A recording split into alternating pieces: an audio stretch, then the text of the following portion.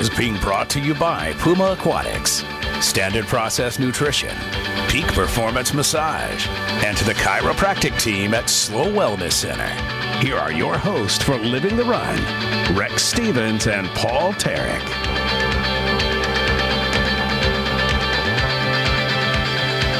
Another great day to live the run, where we talk everything health and fitness. I'm your host, Rex Stevens, in studio, second week in a row. Former Olympic decathlete Paul Tarek. Thanks for joining us, Paul. Hey, you're welcome. Speaking of living the run, I mean, you were cutting it a little close. You were on Tarek time today, it looked like. I was on Tarek time, but it's because I had so much confidence. I had one of those days today where you get out and run, and you just feel like, you know what, I can push it a little faster, even a little faster. I just kept going. Felt like I could be out there for a long time. You got to cherish those days. So I felt the speed today, Paul. I was in no stress coming in here a little bit late. Felt like I could get into whatever gear I needed to. You could drop it down to the 8-minute mile pace. Yeah, you were moving. I was flying at 8.5 minutes a mile. You were moving quick coming in that door. That's what I know. Look out, slow marathon, April 7th to 9th. Here I come. Are you going to run? Yeah, I'm thinking about I did the half marathon last year. Are you going to do the full this year? For sure, the half. Dean Karnazes is definitely inspiring. If you guys didn't get to hear Dean just a few weeks ago, God, what a motivational guy. Done some tremendous stuff. Go to ultramarathonman.com to learn a little bit more about him. Couple real good books. If you're not motivated now, he will get you motivated. That's a good stocking stuffer, I'd say. Either Ultramarathon Man, which is his first book, Run was his second book, and then he had the 50 marathons in 50 days in 50 states. Another good book, as well as documentary to get you going. And God, Dean was a great interview a few weeks ago. Yeah, I can't wait to have him back on, because every time he brings up a story, it's kind of like oh, by the way, last weekend knocked out 75 miles in like a pair of flip-flops. I was really bored. He's just got some interesting story like that. Yeah, he's got a great take on everything. It's almost you got that sense when we kind of pushed out the Jaffa Cafe talk there. He started getting into that whole Greek thing, and you could tell some Greek humor. And you read his books too. You could tell the relationship with him and his father. A lot of humor there. Family sounds like they have a great time, and that guy, he definitely lives the run.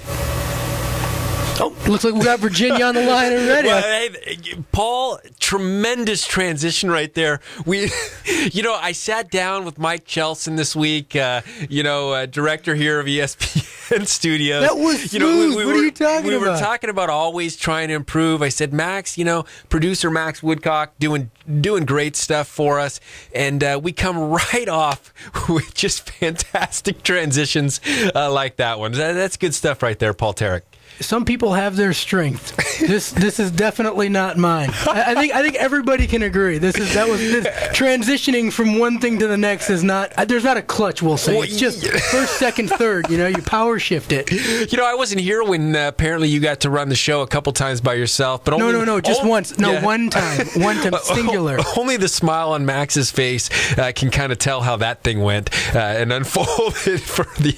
I'm sure it was just transitions were smooth. It was flawless. Everybody has different measures of success. We were not fined by the FCC, and we're still on the airwaves now. So success, big success. We're still good, and Mike gave us the go ahead to keep running some shows into 2013. So thumbs up there, and looks good. And one of the reasons is Virginia's on the line, and we've had her weekly for the last few months. And as you said, Paul, you love these segments because we learn something a little bit more about our health, how to use resources. And so here's one last opportunity before Christmas to take another classic recipe that a lot of people use routinely and change it just enough so that it still tastes tremendous but has some aspect of a health benefit. So Virginia, last time before Christmas from Vert Foods, thanks so much for joining us. Yeah, of course. Thanks for the transition. We tried to just kind of funnel that, and that was all Paul there, right there. Pretty good, I know. I was just shocked it was Paul. Virginia, he's too calm. Like, he's like, oh, by the way, we're gonna have Virginia on. I am so excited about what you teach us that I just want to get right to it. I want to stop talking about the junk that we talk about before you, and I want to get to the meat and potatoes. But let's get to the junk. Well, let's get to the junk one more time. time. Is sometimes when you think about transitions like this, you wonder how Paul Tarek was ever a decathlete, going from one sport to the next, having to go from a throw. It was very to easy. A run. You ran the 100, you stopped, you started long jumping. You didn't run the 100 and then kind of ease over to the long jump. No, you start, stop. Things happen. Hey, right. talk about this. We put it up, Virginia, as you wrote to us. You said, learn how to say no to store-bought eggnog. And what wow, are we doing what an amazing amount of response I got from that. Flooded with emails and Facebook messages. That's blasphemous, Virginia. Store-bought eggnog is a staple of the Christmas dinner.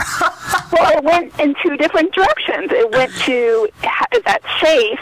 And then it went the other direction, which was, thank goodness, I remember my grandmother used to make homemade eggnog. But then at some point between Grandma making it and recently, everyone's been told you can't make homemade eggnog anymore. And it's very interesting. So I have told multiple people, whether or not it's the, Organic Valley Farms, blah, blah, blah, at New Frontiers, take the actual bottle and read what's on the back. There are tons of stabilizers and additives, and there has to be people. This stuff isn't coming from your kitchen to your hand. It's sitting in the store. It's being shipped. There's going to be things in that eggnog that you don't want to drink, and it doesn't need to be in there. So eggnog is one of the simplest recipes. It has been around literally for hundreds of years.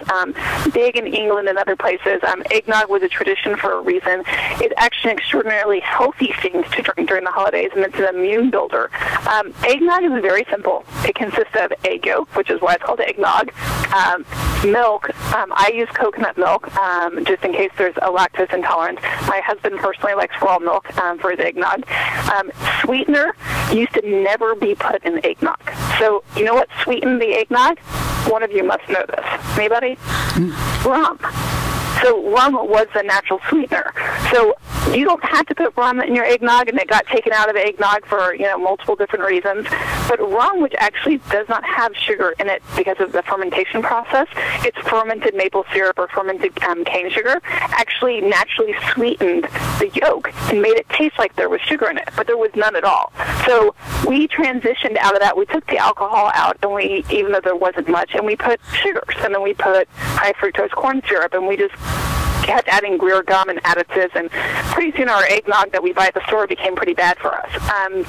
You can use raw honey to sweeten it, and essentially it's egg yolk, milk, that sweetener, and your spices heated slowly over a stove and then strained. That's your eggnog. It's so simple, it's so easy, and somehow we've become so far away from it in the store, and we spend a lot of money on stuff that's just not good for us. I've actually told athletes in the past that making homemade eggnog is the perfect post-workout drink. It is so good for you. The protein, the herbs, all the medicinal qualities of the nutmeg, the cinnamon, it's good for your blood sugar. So it's not that hard to say no to store-bought eggnog. No, we're going to have to have a little... Can you say no, Paul? We're going to have a little disclaimer, though. And, we're not responsible if you try to make your own eggnog and make yourself incredibly sick because you don't follow the simple instructions, I think. I'd like to put that fine print out there and just get that, get that on the... Well, hey, keep them refrigerated. Yes, keep them refrigerated. Drink immediately. Enjoy it. There's, I don't know if it was the original rum that was used in it, whatever caused the huge controversy in eggnog to begin with. It was the egg yolks. I don't know. I'm not sure what. I think it was that Christmas fable, Grandma got run over by a reindeer, that really got people thinking, could this really happen to Grandma? Let's take the rum out of the eggnog. No, I think that's probably true. And let's put raw honey in it, or stevia, or agave, or whatever version of my paleo. People love to, use the agave and the coconut milk for their eggnog, so they can still, although they still use the rum, which confuses me. So they can feel more paleo. Hey, exactly.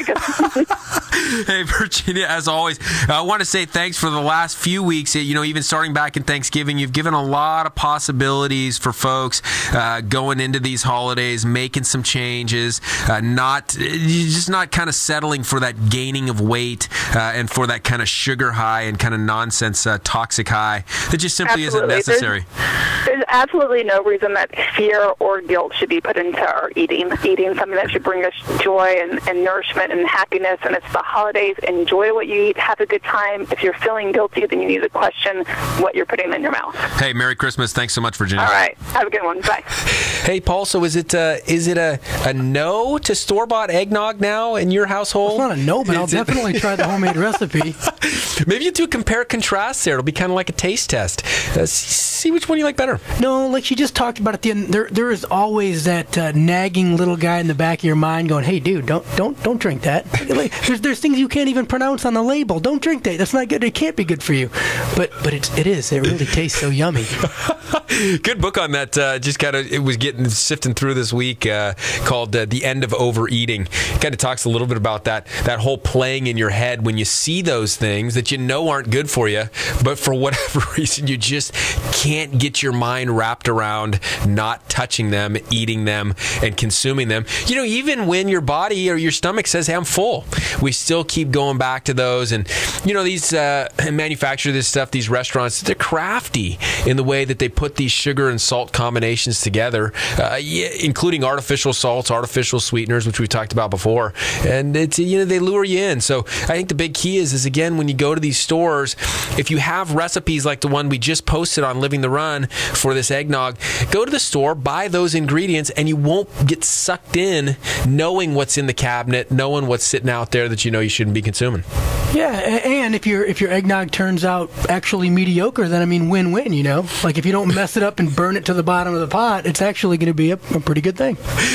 I can't figure out why you're anticipating burning it or messing it up. I still not understanding that, Paul Tarek. You can't. I'm going to have to cook milk and eggs in a pan. There's some sort of touch and...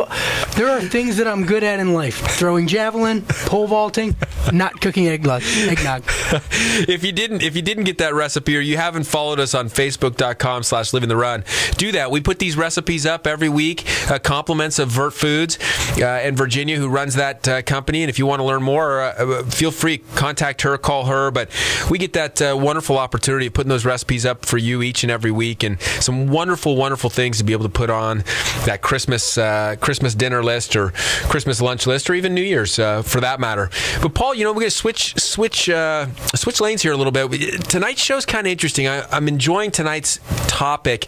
As we come into Christmas, we think about gifts. We think about giving gifts. We think about what's popular out there. And things have changed dramatically since I was a kid, and probably even since when you were a kid there. I think we're the same age there, Rex, aren't we? I'm a little bit older than you. A little bit?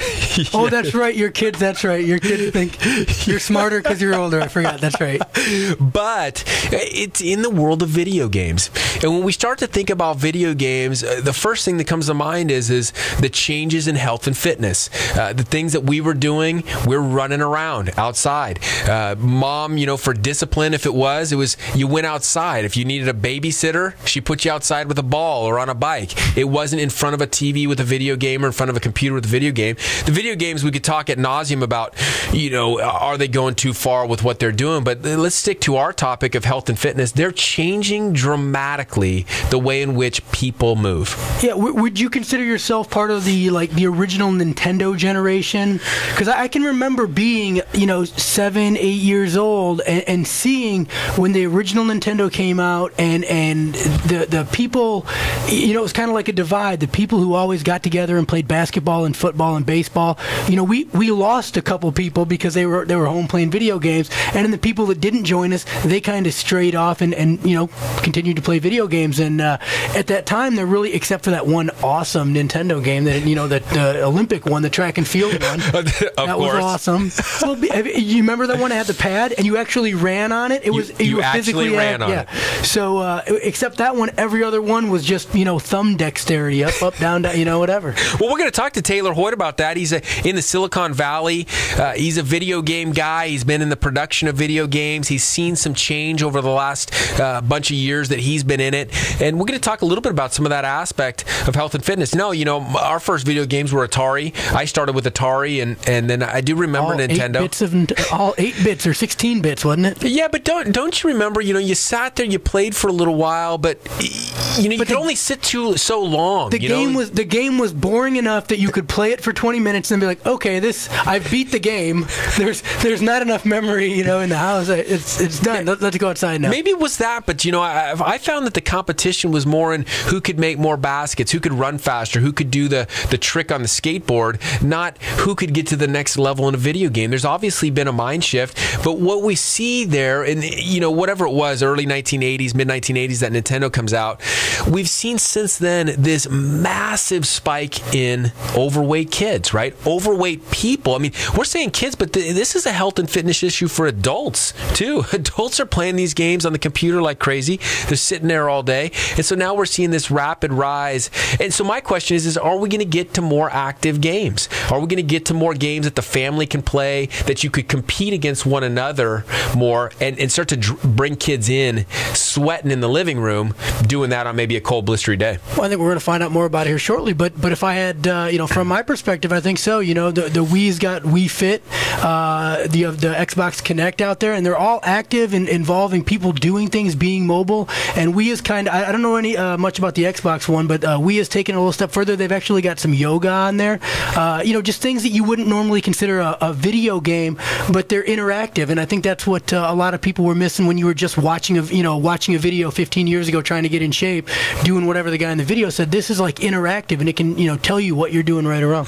Yeah, I like that. They even had we had Dr. Mike Hall on here from Dallas, Texas not long ago, and he was kind of talking about some of the ideas of symmetry left to right in the body. You do a different stretch on the right versus the left, and you see some changes. And I like that. And I heard one of the pads out there will show you distribution of weight as well, right to left, which is really kind of a neat thing. Yeah, that one on the Wii, and I can't remember what it's called right now, but there's one on the Wii where you stand on. You just stand as a chiropractor. You would probably really, you'd actually see it. Yeah, I love this stuff. You stand on that, and it tells you like where you're putting most of your weight, or if you're leaning forward on your toes or on your heels. It was incredible when I did that the first time. It was like I thought I was in great shape. It was back in 05, and it was like, oh, I'm in really good shape. Yeah, I'll jump on this thing and it'll be really easy. Okay, and it was like, I'm way off to the left a little bit and on my toes, and I'm like, oh man, this thing isn't right. This thing needs to be calibrated. This can't be correct. It couldn't be me. There's no way. Me. Yeah. A poor craftsman blames his tools. Routine. Hey, it looks like Taylor Hoyt is on the line, so we got to take a quick break. This is going to be an interview that's extremely interesting, one that you're not going to want to miss, and especially coming into this Christmas season where the gifts are being bought. We want to kind of think about which ones we're getting. Are they sedentary for our kids? Are they sedentary for ourselves? Or potentially kind of giving us a little activity, little coordination, pushing us forward. So Taylor Hoyt on Living the Run next.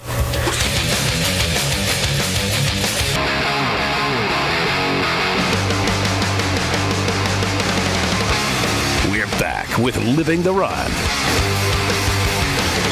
Hey, talking to a guy today, Tom Lorish, great guy, works for PG&E, and he was telling me about an event that I think is so good for so many of our listeners. When you talk about sustainability practices and so forth, we've talked about that on the show before. We will continue to talk about it in the future. But I just want to give a quick promo here. It says, do sustainable practices make business sense? Join on Thursday, January 17th, where keynote speaker Hunter Lovins, nationally known sustainable business management professor, consultant, and author, will answer this question and more at the Embassy Suites in San Luis Obispo. Also, Russ Lester, sustainable organic walnut farmer, will tell you how he uses his biomass waste to power his farming operation. For more information or register for a business case for sustainability, visit www.abizcaseforsustainability.com. This event brought to you by PG&E, with all proceeds going to the Central Coast Vineyard team. This is great stuff, as always. Some of these sustainable practices, and I know, I talked to Tom a little bit, and, sometimes you use the word sustainable and people just tune out and I don't totally get it, but I love this angle that they're coming in on. Sustainable from a business perspective. Does it make business sense as well? Not just am I doing something environmental, not am I just doing something for my health, which of course are huge deals too, but for whatever reason that does turn people off and they get this kind of weird idea of change. But when you talk money, you talk sustainability about business, good stuff, great event. We'll talk about this each week until January 17th, Thursday, January 17th. Yeah, I think the sustainability aspect of business is something that has been overlooked because resources have been so cheap. But as we move forward and we're realizing that we have these limited resources, you have to adapt. You have to adapt to a changing economy. And I think you have to do it in order to survive in the future. Yeah, no question about it. Hey, now coming gentleman on the line we're super thankful to have. Writer, video producer for a couple different companies, interview with leaders in cinematic design, been in the kind of the video game industry, if you will, for a while. And I didn't tell you this, Paul Tarek, because this is the most important thing about Taylor Hoyt here.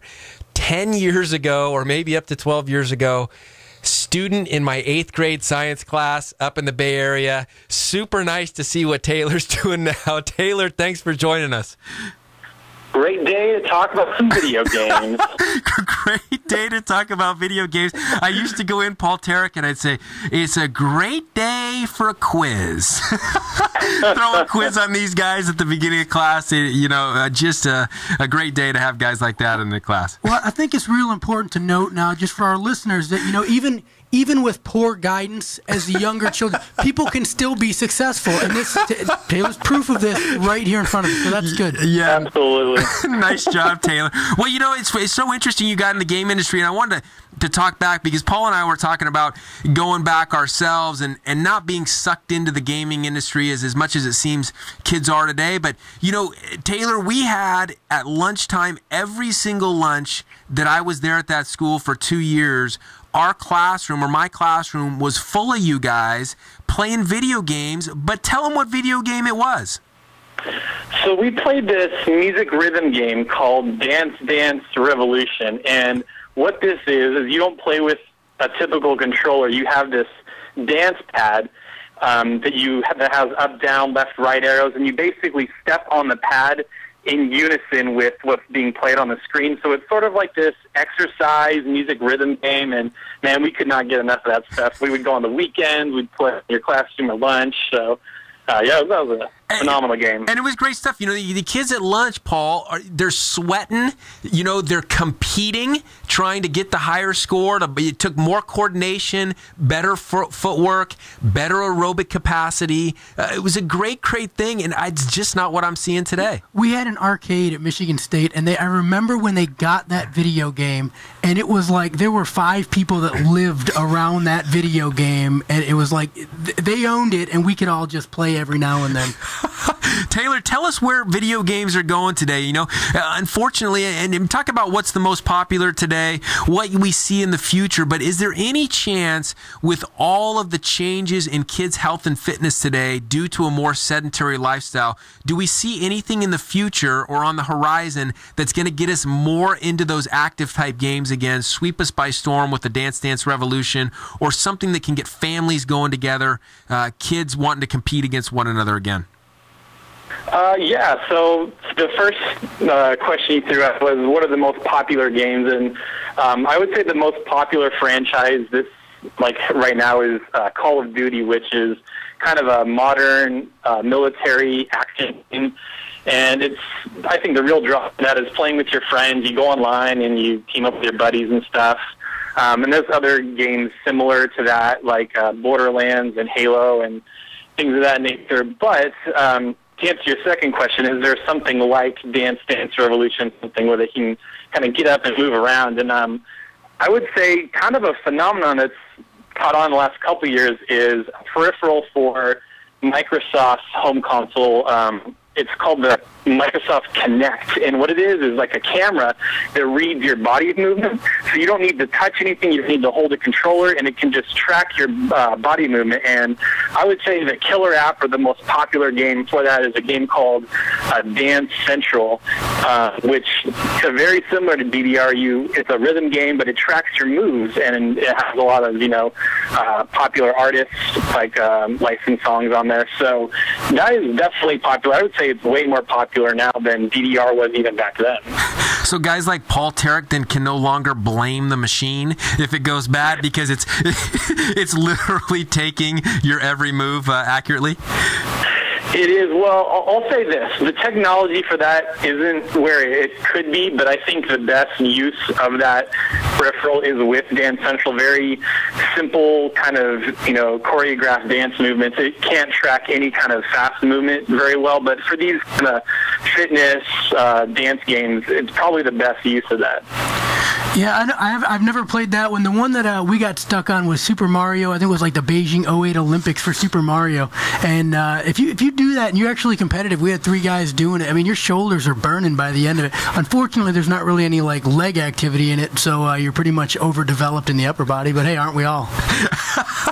Hey, Taylor, are there concerns among companies as they're looking at this? Are there concerns, or is there pressure from anyone with this whole idea of a lot of the conditions that are plaguing kids today that didn't plague them before? Obesity, type 2 diabetes, even some of the learning disorders, or some of these things that are being highly medicated for now that weren't medicated for 20 years ago or 30 years ago.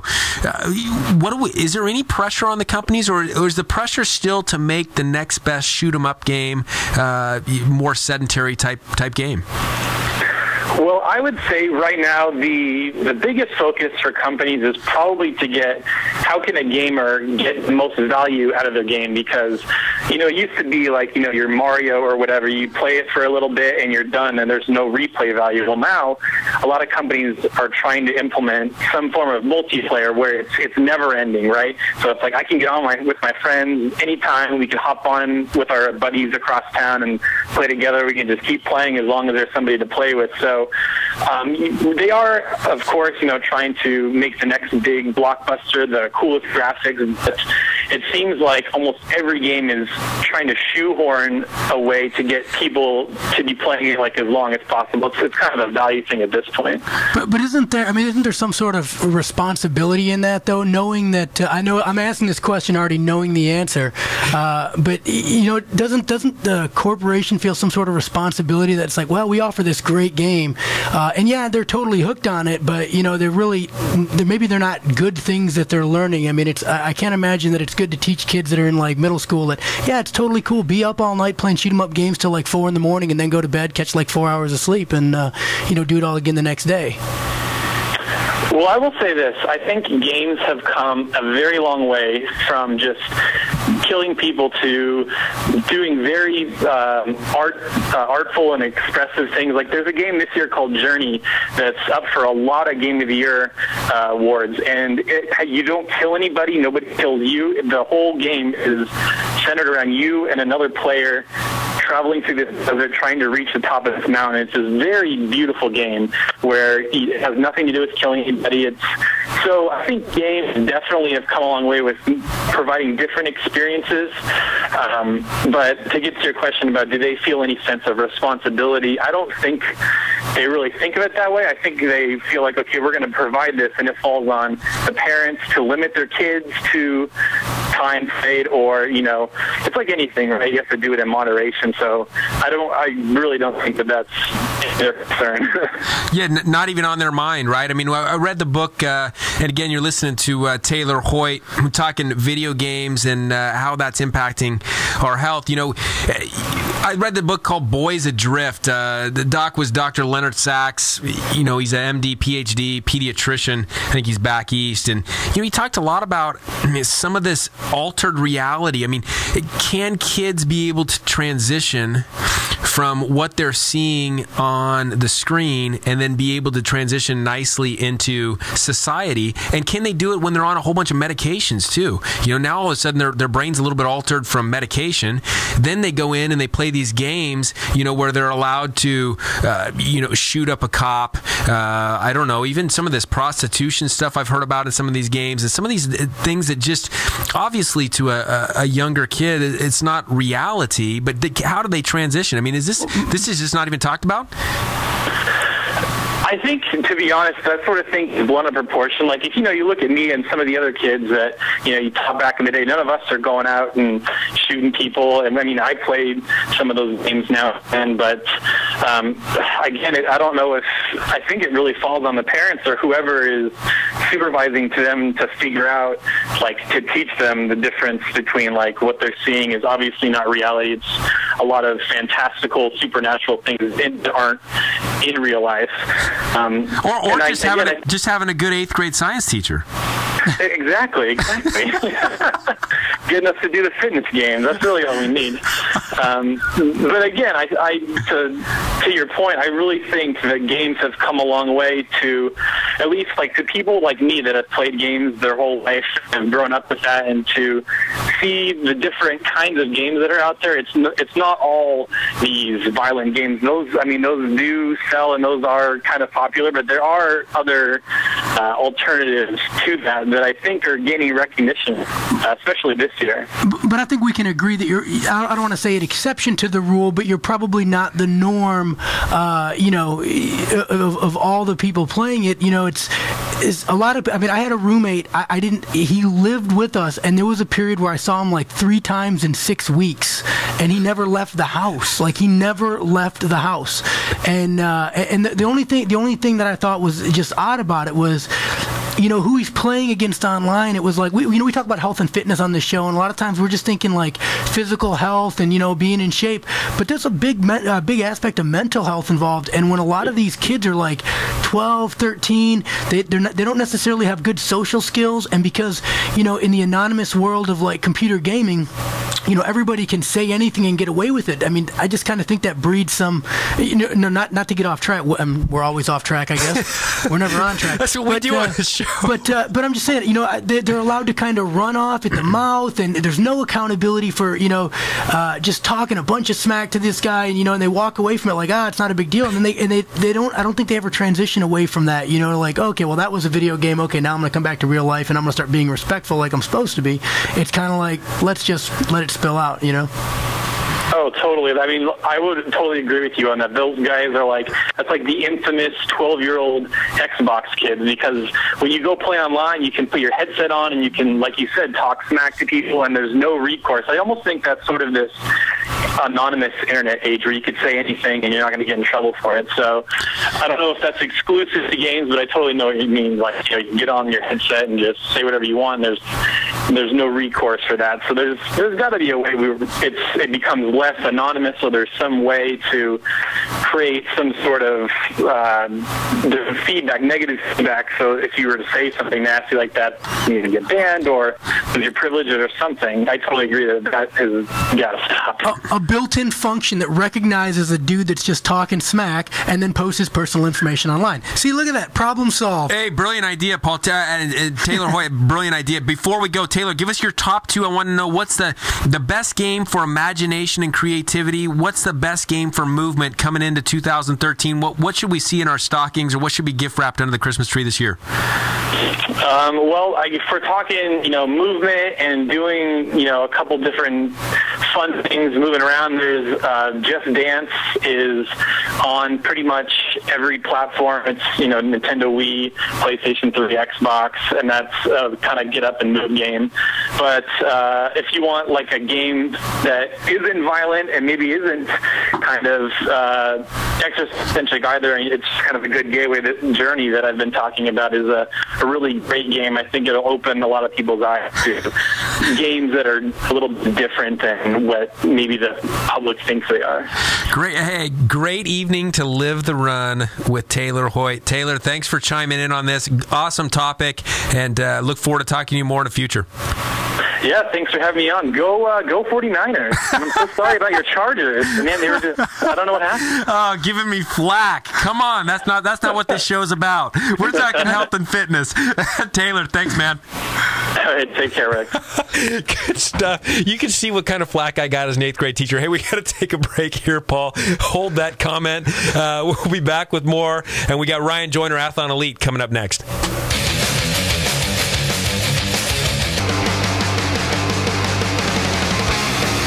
Back with Living the Run.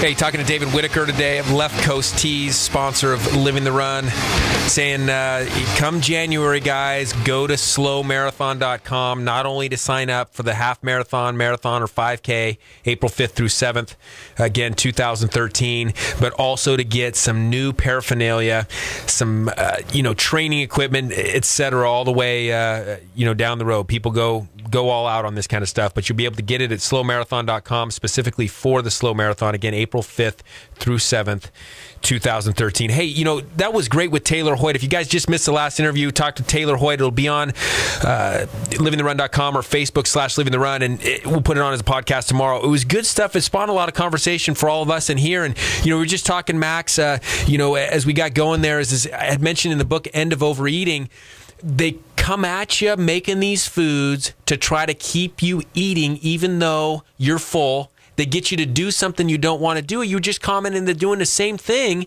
in the video game world, keeping us more sedentary for longer periods of time, on and on and on.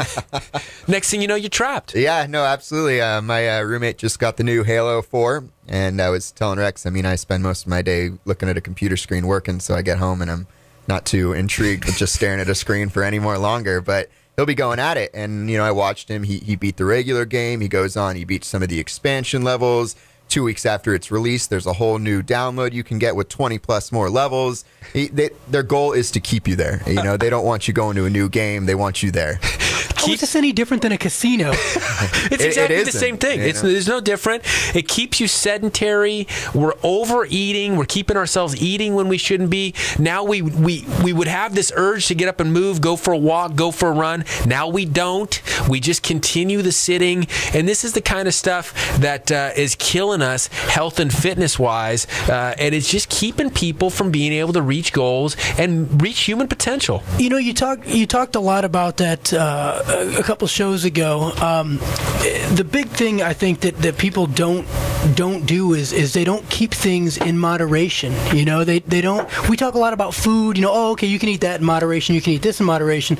But it kind of applies to everything. Like you can lift weights, but you don't lift weights solely as your only form of working out. You don't only lift weights all day long. You don't only eat the same healthy food all day long. Everything is good in moderation. The thing is, video games, you have to be able to enjoy them, but you also have to be able to get up and walk away from them, because there's not, it doesn't matter if you beat the video game. It's not a big deal. But the point is, Paul, is what they're doing is that they're luring you in and you don't know it. They're creating chemical sensitivities with the salts and the sugar combinations. They're creating cortisol reactions or adrenaline reactions with the different colors, with the different action things, with the different goals that you're meeting. And so you're getting trapped into this kind of idea. The book kind of goes into this, which is kind of interesting deal, is that your body wants to regulate, or they use this term homeostasis, but you're actually superseding that and not going with natural stimuli, and you're being tricked. Realistically, I think to an extent, I think maybe you can put some of the blame or onus on the manufacturer for that.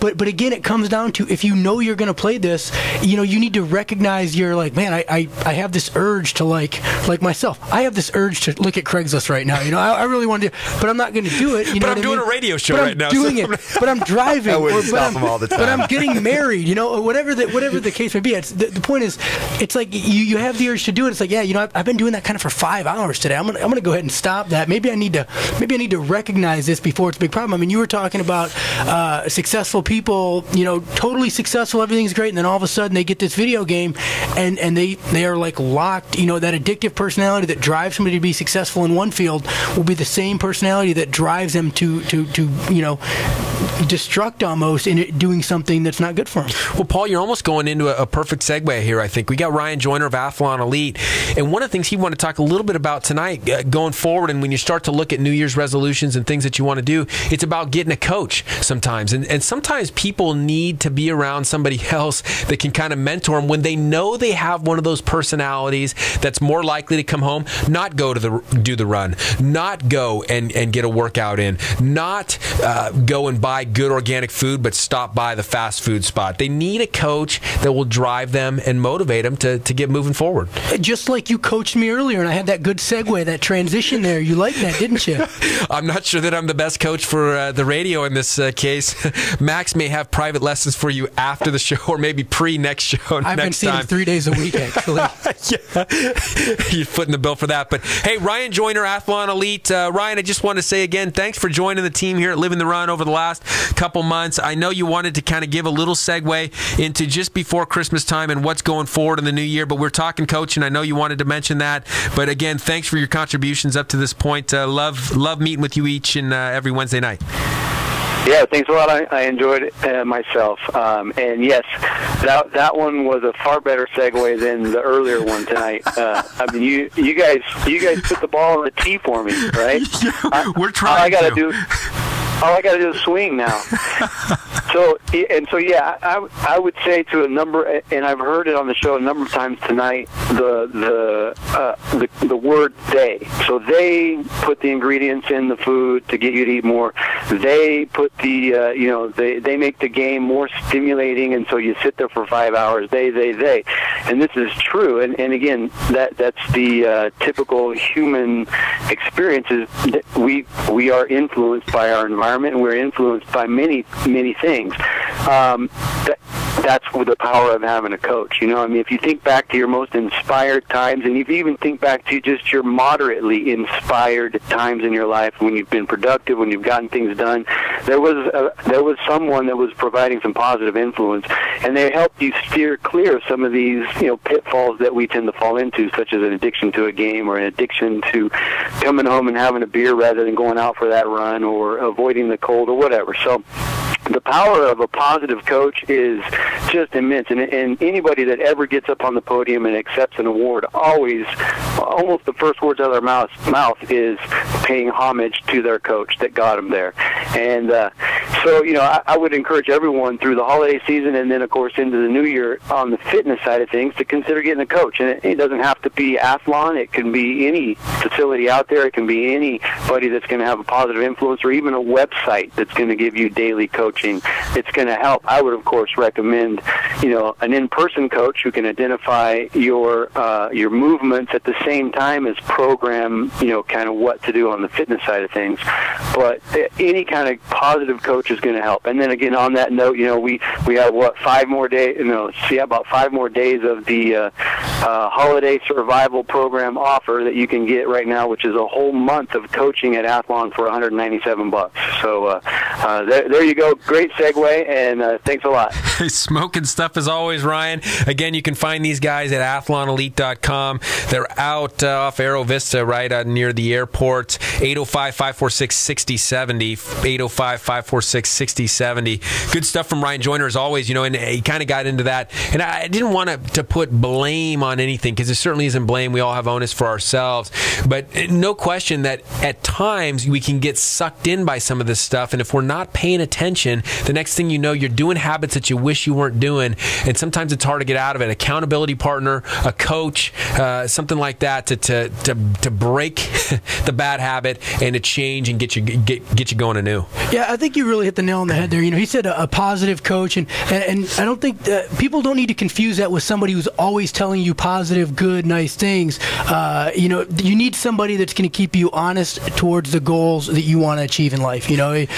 Somebody that's going to make, like you said, make you go out, get that run in, or eat that healthy food. Like you said, somebody to recognize when, hey, you know what, you're kind of sliding, you're not moving down the path you want to be on. You need to kind of get yourself moving in the right direction. Yeah, it's an interesting point, Paul. I hadn't really thought of it like that. But when you say a positive person, I think a lot of times people, they almost don't like that. They think of that kind of almost Pollyanna type of thing, where it's just all this goody two-shoe type of stuff. And that's not what we're talking about at all. We're talking about getting direction. We're talking about making changes, and sometimes those changes actually aren't that fun, but the coach recognizes it and encourages you through it, and gives you the right tools to get through those tough times. Again, it's not just all this kind of happy-go-lucky, positive verbiage. Yeah, I think we've kind of come into this, at least I've seen anyways, in coaching some athletes. It's this, I don't know where it changed, but I remember back in college, like, my coach would yell at me and tell me like I was doing terrible, and I'd see some of these athletes lately, and it's like, you can't tell them that anymore. You can't say, "Yo, God, that was terrible. Do it again." It's like, you gotta sugarcoat it, and you gotta kind of put it on a nice tray, and it's about presentation, because they're gonna turtle up and stick their head in the ground like an ostrich and go, "Oh man, I can't hear that negative stuff." And it's like, like you said, whether it's your spouse, whether it's somebody you respect, the idea is you want to get somebody that believes in you and wants to see you succeed, and they're not trying to lead you astray or tell you the wrong stuff. They're just trying to say, hey, these are the goals you have. I'm trying to help you accomplish them. I would say that one of the major reasons I think that's changed is because sports psychology's come into play, and a lot of sports psychologists have started telling coaches, that you need to deal with individuals as individuals. You can't just coach one way, because some people will respond to that screaming with a great sense of urgency and say, you're right, I need to get better. Some will say, oh man, I'm not good enough for them, and they'll instantly become that defeated attitude. And so there's those differences between individuals, how they interpret the kind of feedback they get, and a lot of that it's created that individualized coaching, which is another reason why Ryan said, go find someone that's right for you. If you need somebody to just grill you 24/7, then go find somebody like that. If you need somebody to not necessarily tell you exactly what you want to hear all the time, but somebody that won't just beat you down by yelling at you, then maybe go find somebody that's a little bit more like, hey, this might be best for you, because this is the results you're going to get from it. Or you could just join like Little League Soccer, and you could play Everybody Wins Soccer. We all get a juice box. It'll be a lot of fun. Hey, at a young age, that's a fine thing. When you're young, there's no problem with that. Yeah, I mean, I hear where you're going with this, and I think that the big key is what you said there at the end, Max, is that in cases like what we're talking about with health and fitness, we're talking about big things, people losing weight, people who, trying to change going from depressed to happy, people trying to elevate fitness, trying to reach a goal. So oftentimes that's going to be more of a one-on-one thing. I think some of the sports psychology stuff you're talking about is that football coach that's yelling at 52 players that's out there. Obviously the 52 aren't going to receive the message the same way. And I think what we're talking about here a little bit more is that kind of that one-on-one stuff. Tips and takeaways here, Paul, from tonight's show. Tips and takeaways is hands down going to be to get yourself a coach and get yourself some direction. I actually already had a volunteer just texted me and said he would be my coach. Kurt Wilson, good buddy of mine, used to be a bodybuilder, so I might take him up on that.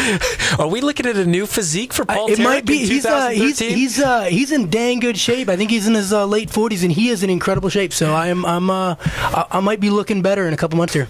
Hey, my tip and takeaways is that you can make change, no question about it. You can make change if you're a video game person into a more positive atmosphere. You can get into some of these health and fitness games. I watched the kids do it when I was a teacher, Paul. They did it every lunch.